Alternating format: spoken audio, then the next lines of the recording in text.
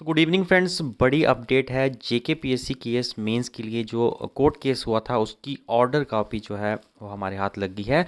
And recently अभी अभी कुछ देर पहले जो है केस के एडमिट कार्ड जो है वो भी निकल चुके हैं। तो अब हर्डल जो है तो इसमें एटलीस्ट नहीं है। लेकिन कोर्ट केस की जो ऑफिशियल ऑर्डर कॉपी आई है उसमें जो है रीज़न बिल्कुल ही अलग जो है वो सामने आ रहा है। जैसा काफ़ी बच्चे बोल रहे थे कि सी सेट के जो 80 की बजाय 100 क्वेश्चन हो गए थे तो उस पर केस हुआ था।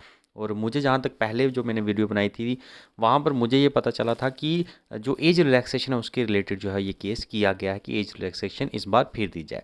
लेकिन ऑर्डर पर अगर आप देखोगे तो ना कि को एज रिलैक्सेशन वाला इशू है और ना ही 80 से 100 क्वेश्चन वाला इशू है। इशू जो है बिल्कुल डिफरेंट ही इस ऑर्डर में पाया गया है। आइए देखते हैं ऑर्डर पे क्या लिखा है और केस है किस चीज़ को लेकर। तो यहाँ पर आप देख सकते हो 21 तारीख को इस केस की हियरिंग हुई है। 21 तारीख को केस की हियरिंग हुई है। देखिए पिटिशनर में आप देख सकते हो किसने पिटिशन डाली है एंड जेकेपीएससी के खिलाफ जो है पिटिशन डाली है। एंड जज कौन इनको देख रहे हैं तो सिंगल ही जज हैं जो इनको देख रहे हैं। मिस्टर जस्टिस धीरज सिंह ठाकुर जज जो हैं वो देख रहे हैं इस केस को। एंड इसमें अगर आप देखोगे तो पहले जो है ये बताया गया है कि पिटिशनर ने ये क्लेम किया है कि वो प्रिलिमिनरी एग्जामिनेशन में जो है वो अपीयर हुए थे जो कि जेकेपीएससी ने करवाया था 24 अक्टूबर को। ये सब कुछ आपको पता है।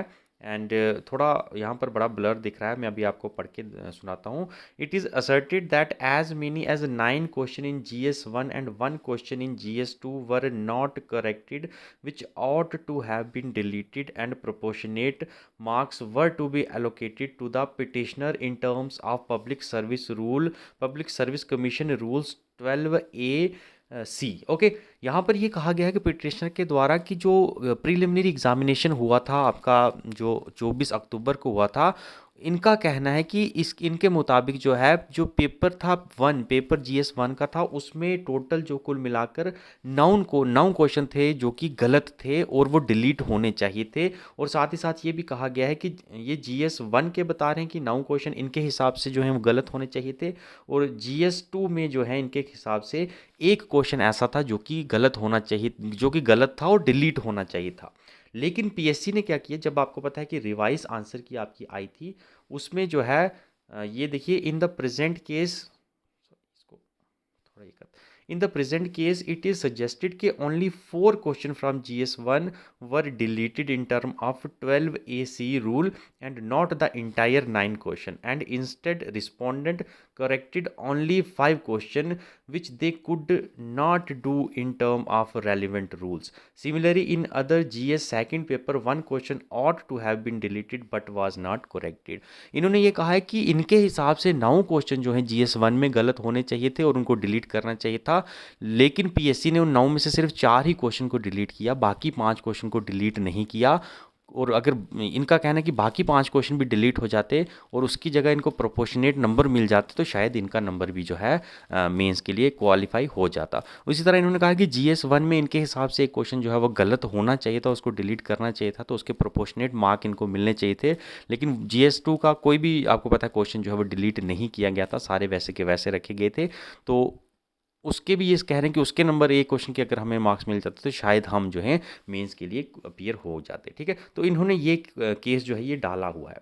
आखिर में देखोगे तो it is stated that petitioner has been given the benefit of those 5 question, sorry, had the petitioner been given the benefit of those 5 question which they were corrected in term of rule 12AC, they would have made it beyond the cut off mark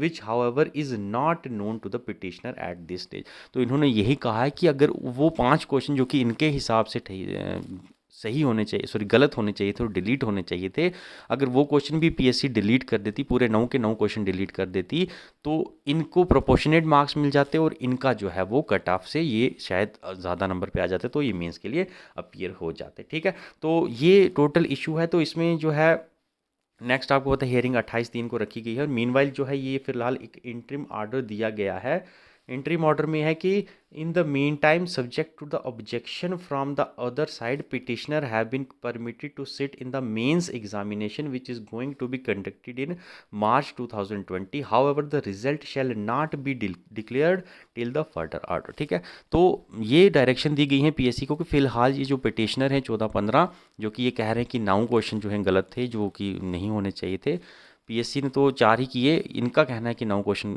जो हैं वो गलत होने चाहिए थे, delete होने चाहिए थे और उनके प्रोपोर्शनेट नंबर मिलने चाहिए थे। तो ऑर्डर फाइनली यही है कि फ़िलहाल इनको इंटरिम ये कहा गया कि इनको मेंस में आप बैठने दीजिए, मेंस में बैठने का इनको मौका दिया जाएगा, लेकिन रिज़ल्ट जो है तब तक नहीं निकाला जाएगा। इसके बाद रिज़ल्ट वैसे भी निकलने में अभी 3-4 महीने तो लग ही जाएंगे, लेकिन रिज़ल्ट्स ऑर्डर से पहले अगर रिज़ल्ट का टाइम आएगा तो रिज़ल्ट नहीं निकाला जाएगा जब तक कोर्ट का फर्दर ऑर्डर नहीं आएगा। ठीक है, तो इससे आपका मेंस पर कोई असर नहीं पड़ने वाला है। मेंस जो है, मेंस का हुक्म जो है वो मिल चुका है कोर्ट की तरफ से, तो मेंस तो अब आपके 10 तारीख से होने ही वाले हैं।